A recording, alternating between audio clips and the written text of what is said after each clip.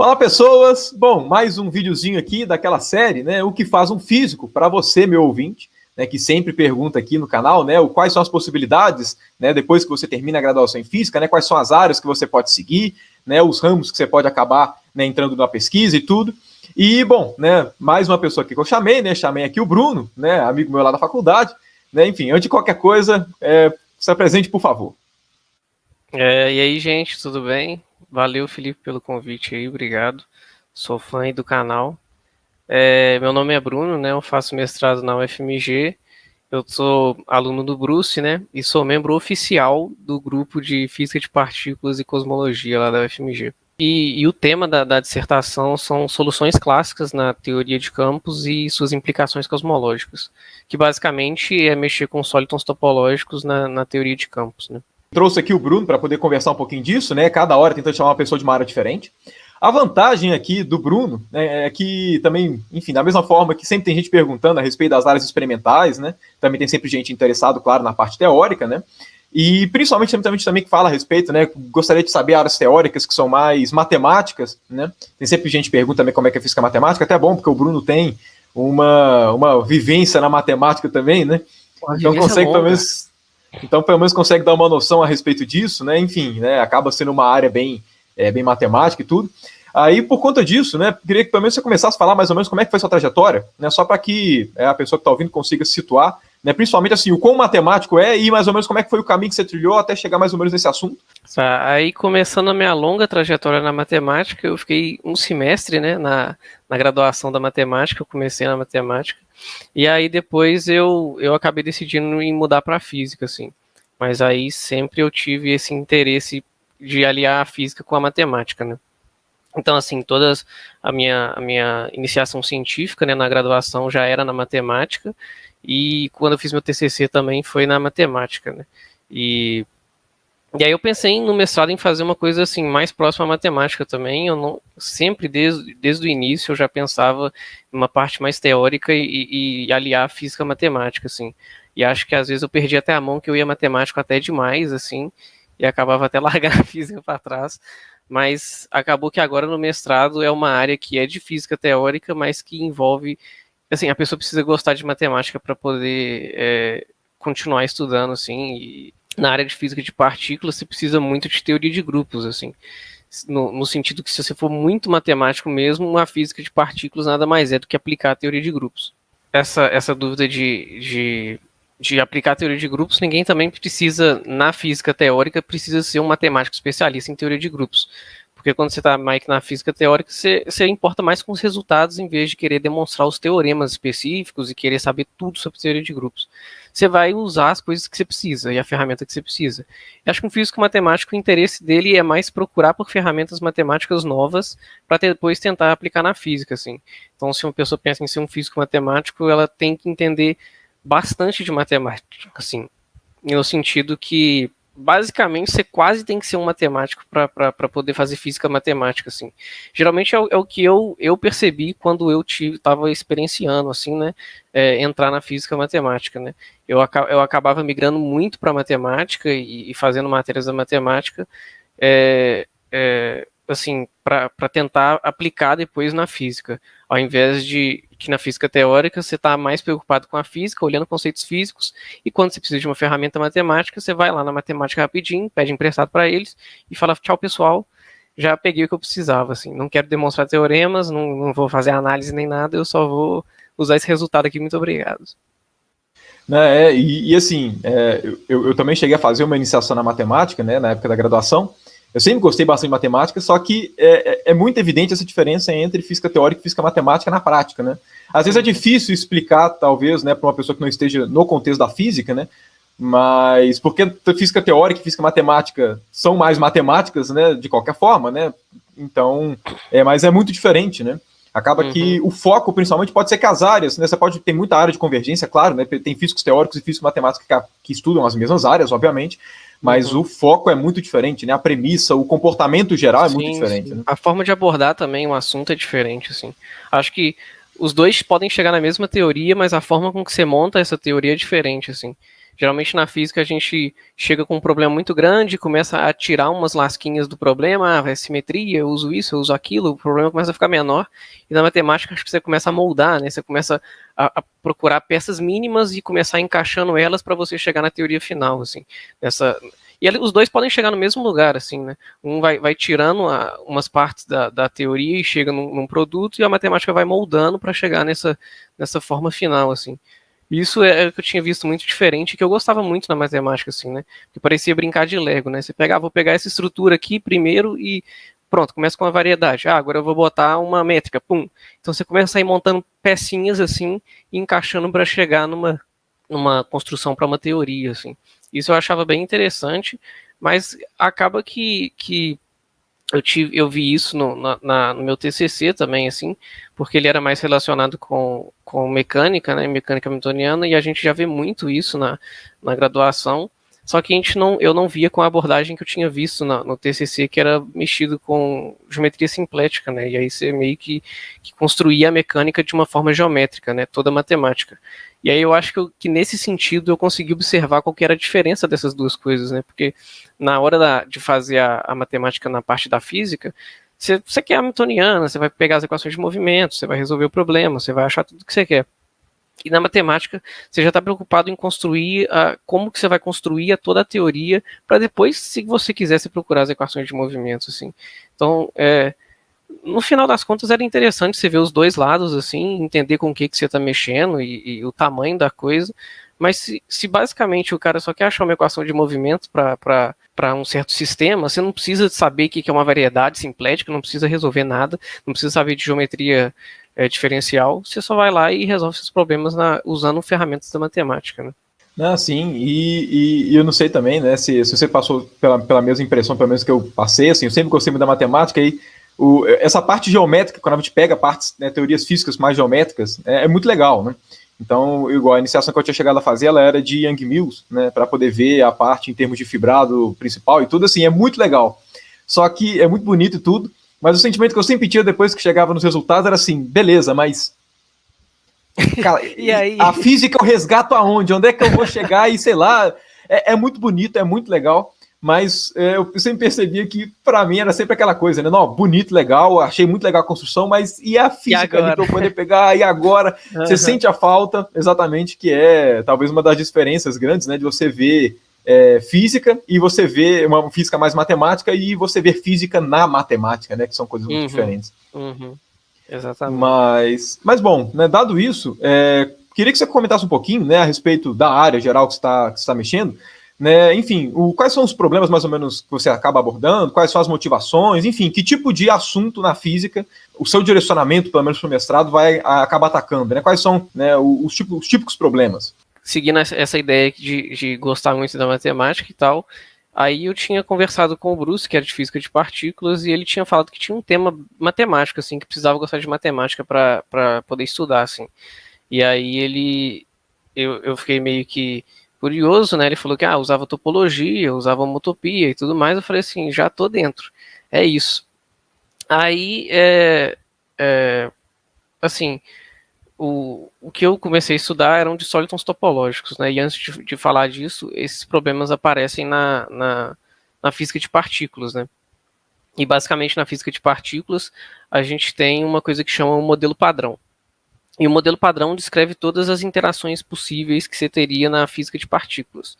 Então, dessas quatro forças, né, que tem a gravidade, a força forte, a força fraca e a eletromagnética, o modelo padrão ele contém três dessas forças, né, que é a força eletromagnética, a força forte e a fraca. Basicamente, com essas três forças você consegue descrever as interações na física de partículas, assim. Mas então, se você já consegue descrever tudo, por que seria um problema esse modelo padrão, né? Porque as pessoas estudariam se já está quase tudo feito, né? Basicamente, não está quase tudo feito, assim. Ele é muito bom, ele é um modelo que descreve muita coisa, mas ele falta descrever outras, assim.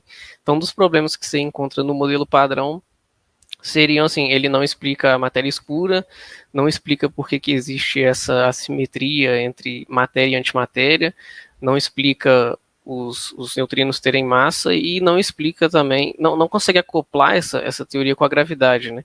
Então, assim, se a gente imagina que no início do universo existia uma teoria, uma força única, né, uma simetria única, e que uniria todas essas forças, igual você tem falado aí no canal, tem alguns vídeos sobre isso, né? Então, se a gente pensa que isso acontece, a gente precisa conseguir acoplar todas essas forças que a gente tem, né? E acaba que a gente não consegue acoplar a gravidade com o modelo padrão, o que pode indicar que o modelo padrão, às vezes, é uma teoria efetiva de uma teoria mais fundamental, assim. E uma forma de procurar por talvez essa teoria e procurar por partículas diferentes, que são chamadas de além do modelo padrão, são esses sólidos topológicos, assim. Então, é uma coisa assim mais matemática, né? Porque você está mexendo com topologia e tal, mas é um assunto bem interessante, assim, e que no início eu achei muito diferente, assim, porque inclusive um desses sólidos topológicos acaba sendo um monopolo, que você também falou no canal. E eu fiquei olhando, falando, o Bruce tinha falado, você vai mexer com monopolos. E é a primeira coisa que eu pensei assim, falei, beleza, excelente. Eu já sei que o monopólio não existe. Então minha dissertação vai ser isso aqui, o monopólio não existe, toma. Já posso pegar o diploma. E É acabou engraçado, porque normalmente quando a gente fala de monopólio, né, a primeira vez que a gente vai tentar ver monopólio, estudar alguma coisa do tipo, sempre tem aquele preconceito que a gente sempre nutre, né, ao longo do curso, tipo, não existe monopólio, não existe. Não existe Aí sempre monopólio, vem com um preconceito. monopólio. Mas aí depois que começa a estudar, você vê que é legal pra caramba, né? Aí você fala assim, epa, como é que é essa? Me mentiram? Aí você fala, como é que é essa história aqui? Aí eu já falei, minha dissertação vai ser um pouco mais longa do que monopólios magnéticos não existem, né?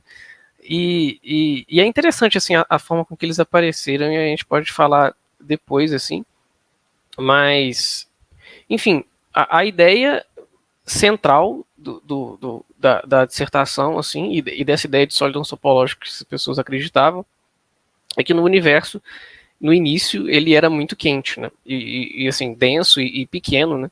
E extremamente quente. E aí depois ele começou a expandir e aí ele esfriava. E aí o que acontecia é que você tinha transições de fase, né? Então, no início do universo, né, quando ele era pequeno, mas muito quente, extremamente quente, você tinha uma força única, assim, né? E aí, então, você tinha os campos que você tem, né, que eles ficam oscilando, estavam todos num estado inicial, assim, né, num estado de vácuo fundamental. E aí, quando você começa a expandir e o universo passar por transições de fase, você começa a ter diferentes vácuos, né, diferentes estados de menor energia em diferentes partes. E aí, esses vácuos poderiam começar a aprisionar outros, assim, num sentido que você começaria a aparecer diferentes tipos de defeitos topológicos. A ideia seria que, assim, dependendo da dimensão que você está trabalhando, você teria o aparecimento de diferentes estruturas. Aí você pode falar, tá, isso aí é maluquice, isso não existe. O que acontece é que para sistemas aqui terrestres, né, quando a gente faz experimentos aqui, essas coisas aparecem, assim, né? Então, quando você vai resolver problemas, tem alguns problemas até de magnetização e tal, que aparecem essas partículas diferentes e topológicas, assim, e aí você pode tentar pensar assim, tá, você já aparece aqui, por que não pode aparecer, talvez, no cosmos em geral, né? E a ideia é que o que acontece é que após essas transições de fase e essas sucessivas quebras de simetria, o que aconteceria é que você conseguiria saber qual sóliton quebrou, aparece, e se você consegue medir esse sóliton, você consegue saber qual simetria foi quebrada. E na ideia você estaria meio que reconstruindo, fazendo uma reconstrução dessas simetrias quebradas, tentando chegar nessa simetria final, né, que seria a união de todas essas forças. Assim. Como eu tinha falado, a gente poderia pensar que seria muita maluquice, porque é muito esquisito, mas essas partículas aparecem em sistemas terrestres aqui, em experimentos tipo de matéria condensada também. Então, assim, quem são essas coisas? Porque se eu ficar falando de sólidos topológicos, é mais fácil tentar classificar quem são essas partículas que aparecem, né? Então, assim, é legal porque existe um teorema, né, que chama Teorema de Derrick, e a partir dele você consegue descrever a dimensão e a lagrangiana que você precisa para aparecer um defeito topológico. Então, o que acontece? Em uma dimensão, você daria uma certa lagrangiana escalar e você consegue aparecer com uma estrutura que chama kink. E esse kink, você acaba vendo que ele seria tipo uma estrutura que que ele é um pico de energia, e quando você vai calcular, tipo assim, a densidade de energia desse pico, ele é idêntico ao de uma partícula relativística. E você fala, tá, então isso aqui é uma partícula. Quando você vai para 2 dimensões, você, no caso unidimensional, você já consegue medir a massa, mas se você vai continuar com a mesma lagrangiana, no caso de 2 ou 3 dimensões ou mais, a massa já começa a ficar infinita. E se a massa é infinita, não tem relevância, porque você não vai conseguir medir isso. Então você começa a precisar acoplar outros termos na sua lagrangiana para começar a apresentar outras estruturas. Então, em 2 dimensões, o defeito topológico que você tem é um vórtice, mas que... E em 3 dimensões, o defeito topológico que você tem é um monopolo. Para 4 dimensões, você vê que a lagrangiana que você precisa é uma lagrangiana pura de Yang-Mills, então você tem o que chama de Instanton, né? Assim, basicamente, quando você vai jogar isso na cosmologia, o kink, que é em uma dimensão, vira tipo paredes de domínio, e o vórtice em segunda dimensão viram cordas cósmicas, e terceira dimensão eu acho que os monopolos viram umas texturas, e essas coisas assim eu não cheguei a olhar especificamente, assim, eu cheguei a ver mais como que você montaria essas primeiras estruturas, né, o kink, o vórtice e o monopolo, que são essas estruturas primordiais, assim. Mas assim, e tem uma outra forma da gente poder classificar se uma teoria vai ter ou não sólidos topológicos. Porque o nome topológico ele vem então de uma análise da topologia do seu problema, assim. Então, quando você vai pegar uma teoria, o que você vai acabar fazendo assim vai ser igual uma receita de bolo, basicamente, mas tudo que você vai precisar fazer é olhar o grupo fundamental, né, o grupo de homotopia da sua variedade de vácuo. E aí eu vou explicar essas coisas assim. Primeira variedade de vácuo, o vácuo, igual eu falei, é o estado de menor energia. E o que seria essa variedade? Seria o espaço, assim, seria a forma que tem o vácuo, né? E qual simetria ele respeitaria. Mas o que é estranho é que a gente fala de grupo e fala de espaço, mas o que a gente sempre está trabalhando são esses grupos de Lie, né? Que são basicamente grupos topológicos, né? Então, ao mesmo tempo que ele tem uma propriedade de grupo, ele também tem uma propriedade de espaço, né? De topologia. Então, assim, quando a gente quer procurar uma teoria, a gente procura por uma teoria que tem um grupo de homotopia não trivial. O que isso quer dizer? Tive uma ideia genial aqui. Basicamente, imagina que a gente tem um plano. Um plano é uma folha. Então imagina que a gente calcula um loop, né? Tipo um círculo dentro dessa folha. Então a gente faz um círculozinho nela assim. Nossa, é muita didática. E aí eu começo a querer contrair esse loop. Eu vou querer deixar ele cada vez menor. E aí eu vou diminuindo ele assim. Eventualmente, nesse espaço aqui, eu consigo contrair esse loop para um ponto. Consigo entender? Tipo assim, a ideia é básica, né? Você tem um loop e você quer fechar ele. E aí você começa, pelo menos no plano, você consegue fechar esse loop para um ponto. E se você consegue fechar esse loop para um ponto, você define esse espaço como contrátil e simplesmente conexo. Então, esses tipos de espaço, eles não dão sólidos topológicos, porque a gente precisa de uma homotopia não trivial. Uma homotopia não trivial, por exemplo, seria no caso dessa caneca. Por exemplo, se eu pego e faço um loop nessa superfície aqui, dá pra ver que eu tô estragando minha própria caneca em prol da ciência, hein? Eu consigo contrair aqui, igual a gente fez no plano, né? Eu consigo ir diminuindo um loop que eu faço aqui, e ele vai ficando cada vez menor até fechar num ponto. Nessa parte daria tudo certo. Mas aí o que acontece quando eu pego essa parte aqui, né? Essa abinha aqui, o cabo da caneca. Se eu fecho um loop aqui, eu posso fazer ele normalzinho, e eu vou fechando, eu não consigo fechar ele num ponto. Eu fico preso e fechado nessa parte que segura na caneca. O que isso quer dizer é que esse espaço, ele seria eu não consigo fechar ele num ponto, então ele teria um grupo de homotopia não trivial. E aí eu teria a possibilidade de que aparecesse esses sólidos topológicos, assim. A ideia é que, então, a gente não fica procurando qualquer teoria, né? Pega uma lagrangiana e vamos começar a fazer as contas aí e ver se a gente acha. Basicamente, o que você quer, na verdade, é procurar por simetrias, né?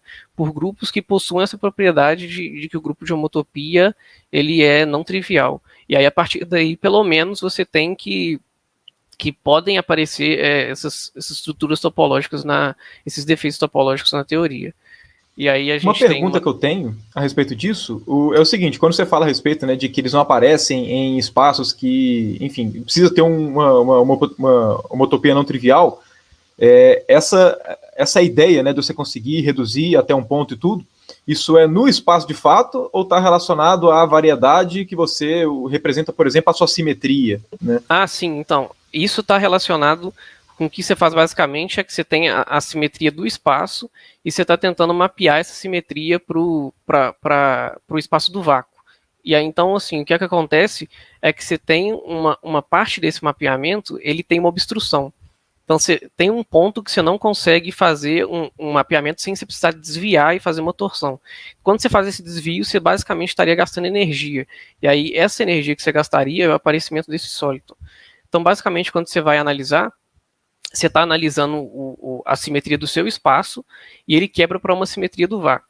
E quando essa simetria quebra, então basicamente quando você tenta fazer um mapeamento entre as duas, é basicamente procurar por um grupo de homotopia, né? Você está procurando por um mapa que vai de um para o outro. E se esse mapa tem um caráter não trivial, então você pode ter o aparecimento dessas estruturas, né? Então, assim, um papel fundamental que a gente tem que analisar é esse mapa entre a sua simetria espacial e essa simetria do vácuo, né? E o que acontece, na verdade? Você busca por teorias que, quando você vai fazer a quebra da simetria, o resultado final daria uma teoria que apareceria esses sólidos, né? Mas o que quer dizer essa quebra de simetria?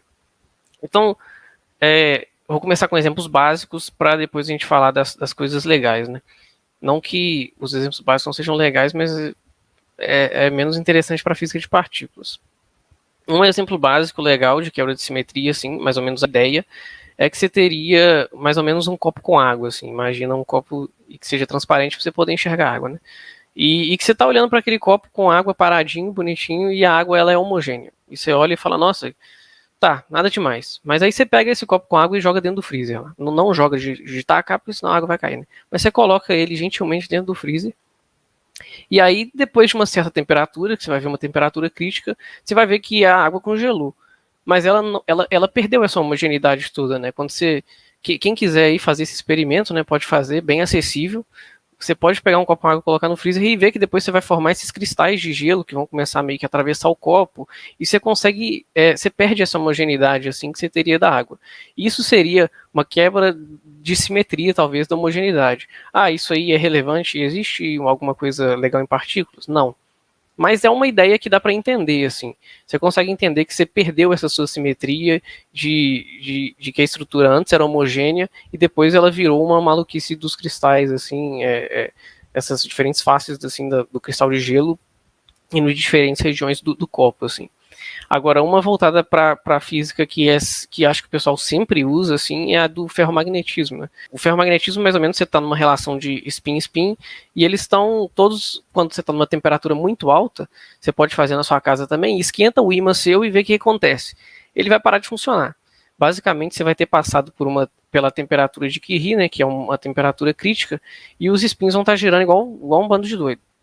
O que acontece é que abaixo dessa temperatura, os spins ficam todos alinhados numa direção. Mas só que assim, ninguém chega e fala, a gente tem que alinhar a 90 graus, hein, gente? Lembra do script. Isso não existe, é uma quebra espontânea. Eles basicamente escolhem aleatoriamente uma direção para todo mundo apontar nesse certo tipo abaixo dessa temperatura crítica. Então, assim, antes você tinha um sistema que tinha uma simetria de rotação, porque eles ficavam girando assim, arbitrariamente, e depois que você diminuiu essa temperatura, o que aconteceu é que a sua magnetização agora ficou toda alinhada, assim, né? A ideia é que os spins todos alinham na mesma direção. Esse exemplo também não tem muita aplicação para a física de partículas, mas uma coisa que é crucial na física de partículas e nessa ideia de quebra de simetria foi na teoria da força eletrofraca, né? Que acho que aí é o que todo mundo anda falando aí no canal, só todo mundo quer saber, todo mundo gosta, né? É da parte complexa, né? E E assim, basicamente, o que é essa teoria eletrofraca, né? Eu tinha falado no início sobre essas forças da natureza e como estão todas meio que a ideia central é que elas estariam todas convergindo para uma única força, né? O que acontece é que o Weinberg e o Salam, e acho que o Glashow também, conseguiram meio que unificar a força fraca com a força eletromagnética, que foi o que foi chamado de força eletrofraca. O que aconteceria é que no início do universo, de novo, você está a uma temperatura muito alta, que eu acho que são 10 elevado a 15 Kelvin, então uma temperatura extremamente alta, e basicamente é o que se chamava da era eletrofraca. Então é a época que a força eletromagnética e a força fraca eram juntas numa só. O que aconteceu é se a temperatura abaixou, porque o universo foi expandindo, e aí, passando essa temperatura crítica, a força fraca e a força eletromagnética se separaram em duas diferentes, e chega no regime que a gente está atualmente. O que basicamente aconteceria, assim, né, é que tem essa quebra de simetria e esse mecanismo de Higgs, que são fundamentais para que isso aconteça, né? No início você tem essa teoria da eletrofraca, mas as pessoas na época, sem adicionar o mecanismo de Higgs e essa quebra espontânea de simetria, o que se achava é que você teriam 4 bósons que seriam basicamente sem massa. E não é o que era visto experimentalmente, né? Porque o que a gente vê é que na força fraca ela tem 3 bósons com massa, né? E por isso que essa interação ela é chamada de fraca, porque a distância, né, o range que ela alcança assim, é muito curto. E aí eles não conseguiam ver isso na teoria, assim. Mas quando você implementa esse mecanismo de Higgs e a quebra de simetria, esses bósons conseguem ganhar massa, e foi a ideia que foi a teoria que foi aceita, né, na época, até encontrarem o bóson de Higgs em 2012, né, e descobrirem que realmente essa ideia de Higgs, que era uma maluquice, na verdade funcionava assim e estava correta, né?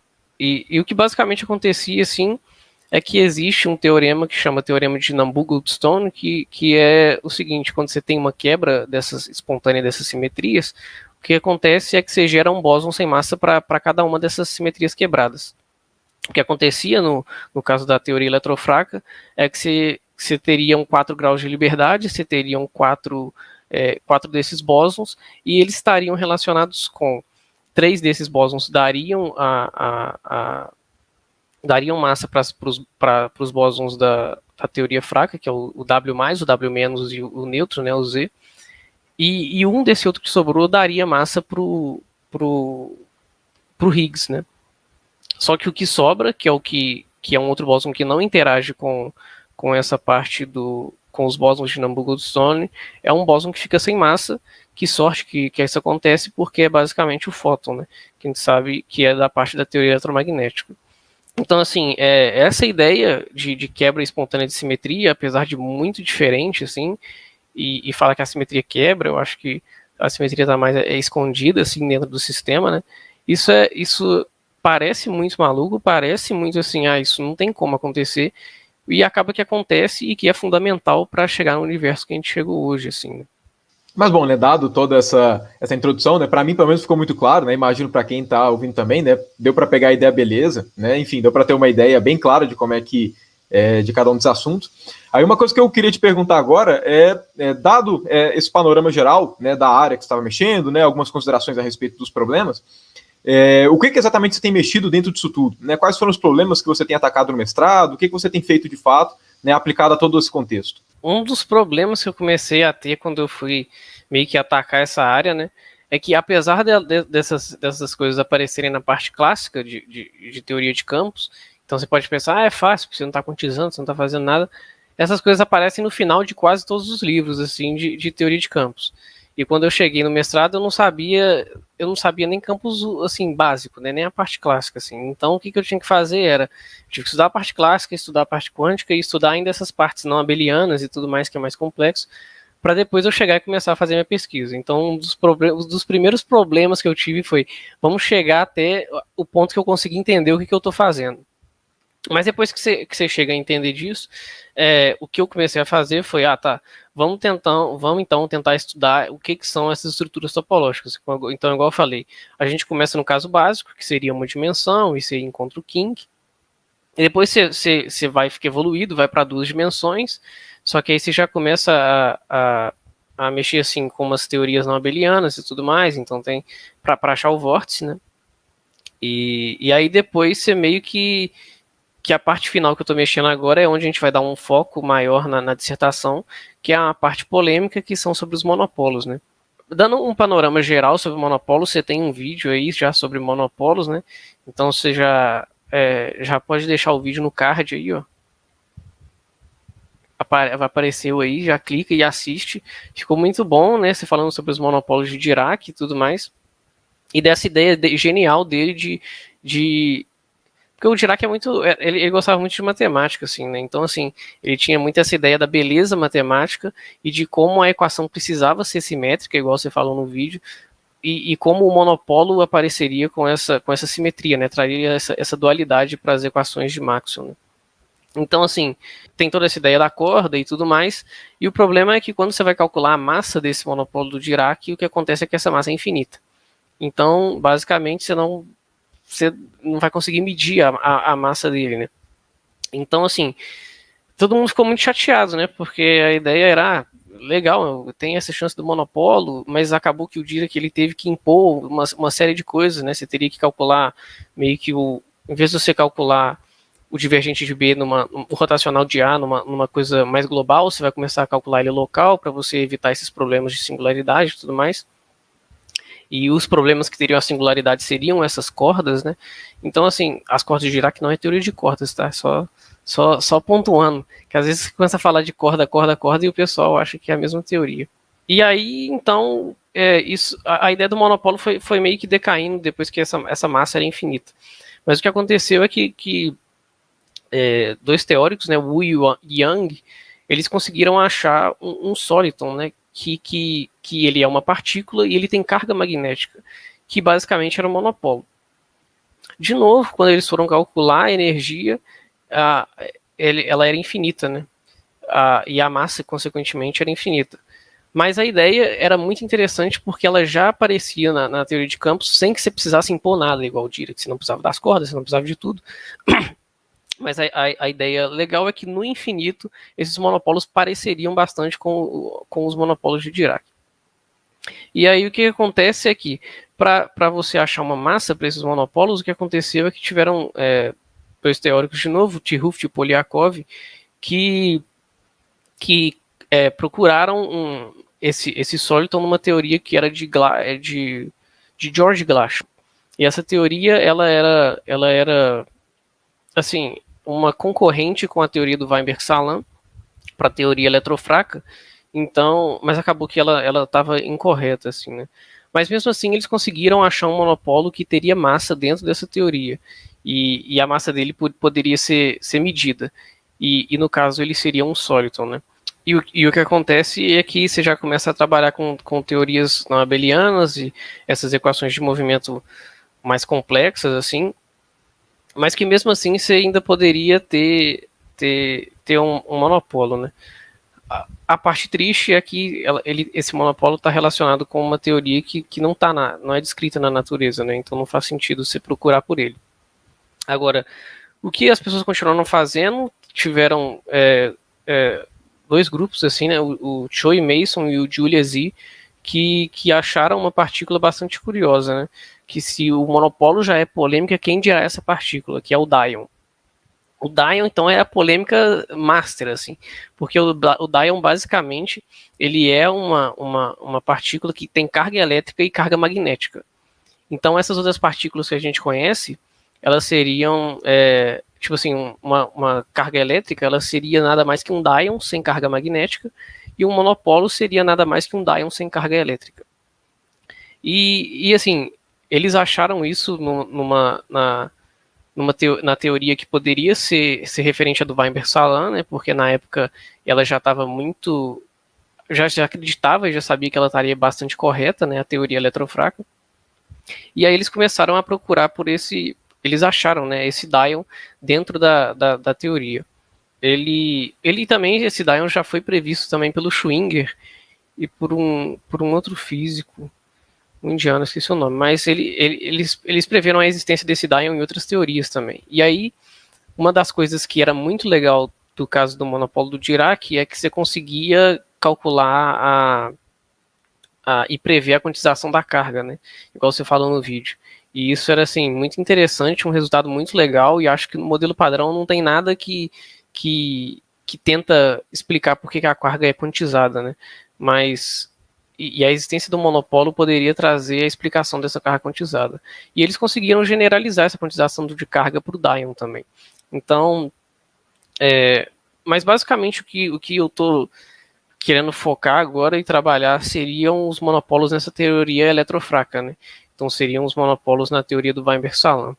E a forma que eles aparecem é um pouco mais complexa, porque as pessoas na época acreditavam que, igual eu estava falando desse grupo de homotopia, fazendo uma análise mais assim, porque o físico, quando quer, ele consegue. Basicamente é isso. Quando você está assim, vamos fazer rápido aqui, e você procura por essa estrutura não topológica, o que acontece é que não, ele era trivial, topologicamente trivial. Então o que aconteceria é que você não poderia ter solitons topológicos nessa teoria. Mas o que as pessoas começaram a fazer era brincar meio com a hipercarga e umas coisas mais assim, difíceis de explicar no vídeo, mas o que basicamente você conseguiria aparecer com uma estrutura topológica na teoria do Weinberg-Salam, assim, que seria não trivial. Se você analisasse o plano, o complexo projetivo e tudo mais, umas coisas mais complexas, assim. E é o que as pessoas costumam procurar agora nesses detectores, né? É esse tipo de monopólio da teoria eletrofraca, assim. Na época do Choi e do Mason, se eu não me engano, quando eles calcularam o Dion, eles achavam uma parte que era com uma energia, um termo que dava energia ser infinita e a massa ser infinita, e aí isso era um problema de novo, mas o que as pessoas estão tentando fazer agora é meio que tentar fazer uma extensão dessa energia, dessa solução, e para se tirar esse termo e começar a achar massa para esse tipo de monopólio, assim, né? E basicamente o que as pessoas procuram desse tipo de monopólio, né? Os grupos que procuram o principal é um que chama Moedal, que é o Moedal, enfim. Ele é no LHC, né? E ele procura por monopólios e essas partículas mais exóticas, né? Tipo o Dion. E basicamente tem várias formas de detecção, assim, que eles tentam procurar. Acho que atualmente não estão fazendo ainda, porque acho que sempre o LHC vai passando por aumentar os espectros de energia, né? Ele vai aumentando a energia de pouco em pouco. E aí, nesse moeda você tem diferentes formas de detecção. Acho que a principal seria você pegar uma colisão entre duas partículas, e aí o que aconteceria é que eles colocam várias chapas de plástico, assim, meio que filmes fotográficos, assim, né? E se o monopólio ele atravessa por esses filmes, ele faria um caminho, né? Algumas outras formas de detecção seriam você meio que tentar aprisionar ele no alumínio. Parece que o alumínio é muito ionizante, então ele conseguiria aprisionar um monopólio e você poderia detectar ele dentro dessas meio que prisões de alumínio, assim. É uma das formas que o pessoal tenta detectar, né, e se está no LHC, gasta bastante dinheiro e é bastante importante, e eu acho que, assim, o monopólio é uma das coisas que é uma dessas partículas que eu acho que o pessoal quer muito encontrar e acredita que exista, sim, e que tem essa chance de detectar, sim. Acho que um dos monopólios também que eu não cheguei a falar, mas que existem, são esses monopólios das teorias grande unificadas, né? Que é essa que a gente anda falando de... Não é a teoria de tudo, né? A teoria final, mas é a teoria que unifica o modelo padrão, né? E que basicamente esses monopólios, essas teorias que seriam tipo de grupos SO5 ou SO10, o problema deles é que eles são tipo assim extremamente massivos, assim. E se eles existirem, eles estão a uma ordem, acho que a massa deles é 100 bilhões de vezes maior do que o que o LHC consegue detectar hoje, que é uma coisa 10 elevado a 11. E então, assim, se eles existirem aí, estiverem por aí, não derem problemas cosmológicos por essa massa muito grande, né? E Então, assim, se eles estiverem por aí, o LHC não vai encontrar nesse século baixar, não. Sim, é um espectro de energia muito grande, até chegar lá, infelizmente, aqui eu já não dou mais. Mas, assim, e isso é triste, né? Porque se eu for pensar igual o caso do Hawking, né? Que ele chegou a morrer e nem viu a foto do buraco negro, eu acho que seria muito paia, né? Já morre aí, ó. No outro dia, ó, tem um monopólio, achamos um monopólio, galera. Acaba que a questão, né? Sempre quando a gente trabalha com qualquer coisa na ciência, a gente sempre tem que ter internalizado, né? De que as coisas que a gente está fazendo atualmente, elas não vão ser usadas por a gente, né? Exatamente. A gente faz coisas exatamente para ser usado depois de muitos anos, né? Sempre tem um pensamento de longo prazo. Isso é meio triste, né? Porque você não consegue ver os resultados do que você faz de fato.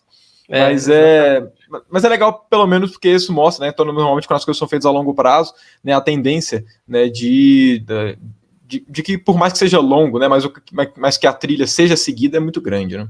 É igual essa ideia que o Weinberg teve, né, quando ele publicou o artigo da teoria eletrofraca. Sei lá, 1 ano depois o artigo tem 1 citação, 3 anos depois o artigo tem 4 citações. Aí depois que o pessoal começa a achar essas partículas, aí falou, o artigo tem 3.000 citações. Tá, então, assim, o que eu tinha falado é que eu não trabalhava nesses sólidos topológicos do que as pessoas chegavam a ver na década de 70 e 80, porque na época, igual eu falei, eles começavam a aplicar essas coisas no universo, assim, e eles achavam essas estruturas do tipo, essas paredes de domínio, que são os kinks, né, em uma dimensão, e esses vórtices, né, que eles chamavam de cordas cósmicas, né, acho que em 3 dimensões, assim, e que na ideia, no início, era uma coisa assim, que o pessoal acreditava demais que eles poderiam encontrar, porque, assim, detectar seria fácil, porque seriam essas cordas que meio que atravessariam o universo inteiro, elas eram, tipo, supermassivas. Não é teoria de cordas de novo, apesar que o Witten trabalhava nessas cordas também, ele tem alguns trabalhos nessas cordas cósmicas, mas não é teoria de cordas, né? Era literalmente uma corda muito massiva, assim, que aparecia, e que eles achavam que ela poderia meio que gerar ondas gravitacionais e poderia ser detectada, e acabou que ninguém achou nada, e eles começaram a largar essas ideias acho que nos anos 90 para 2000 eles pararam de pesquisar sobre essas coisas, assim. Bom, queria aqui agradecer então, né, o Bruno pela conversa, né, enfim, imagino que todo mundo tenha gostado, assim como eu gostei da conversa, e, bom, é isso, né, se você quiser as últimas considerações, né, que é para a gente encerrar. Bom, primeiro, né, obrigado pelo convite aí, muito obrigado aí para você que assistiu o vídeo sem pular tudo, que eu sei que vocês estão aí, já arrasta para o final. Se você assistiu tudo, obrigado pela paciência. Desculpa pelo caos que aconteceu, provavelmente deve estar assim, um monte de informação, a cabeça girando. Mas, assim, espero que se não deu para entender toda a área, que pelo menos tivesse inspirado pessoas a procurar saber um pouco mais e entender sobre aí. E pesquisar sobre essas áreas da física, né, de física fundamental, assim, eu acho que é bastante interessante. O canal também está chegando a 10.000 inscritos aí. Quem não sabe vai ter uma festa aí, então todo mundo convidado. E é isso aí, né? Parabéns, Felipe, pelo projeto, assim, muito bacana. E assim, igual todo mundo sabe que você é um gênio de professor aí, sabe ensinar muito bem, sabe de tudo, né? Esse assunto você já sabia quando tinha 4 anos de idade, então você só está relembrando. E assim, continua com esse projeto, porque acho que muita gente como eu, assim, acompanha e gosta muito. Valeu, e até parece também, como se eu soubesse esse trem todo também. Mas um aviso também, já adiantando para quem pergunta, eu vou encher o saco do Bruno ainda mais um pouco, pedindo para ele mandar referências, né, tá. Assim, seja artigo ou livro, alguma coisa do tipo, né, para nortear, né? Sempre tem gente que pergunta, não tem referência para poder mandar, alguma coisa do tipo. Então, só você na descrição, que eu já vou ter enchido o saco do Bruno e já vai ter lá algumas referências principais, vou botar, pode deixar. E agora, também, né? Perguntas que tiverem, se você vai responder, eu só vou responder de quem é membro, já tô avisado, hein? Quem não for membro do canal, nem pergunta que eu não vou responder, só respondo de quem é membro. Então já fica aí o incentivo, e também relembrando para quem é membro, né, já dá para acessar as aulas de eletromagnetismo que eu estou postando aqui no canal. Mas caso você não seja membro, vai ver só em janeiro, né, o que também não tem nenhum problema. Mas enfim, né, basicamente isso. né? E aí, né, no caso, quando a pandemia acabar, aí a gente faz a festa dos 10 mil inscritos de fato, né? Faço. Mas bom, é isso, né? Para você que ficou até aqui, né? Se gostou do vídeo, não deixe de dar o seu gostei, né? Se inscreva no canal e também não deixe de ativar o sininho para sempre receber as notificações dos próximos vídeos, né? Comente aqui, fala o que você achou do vídeo, enfim, né? Use os comentários a seu favor, coloque dúvidas possíveis, enfim, vamos, né, trocar uma ideia aqui nos comentários também. E no mais, né, obrigado por você que ficou até aqui e até o próximo vídeo. E valeu demais, Bruno, né, pela conversa. Obrigado, Felipe. Falou, gente.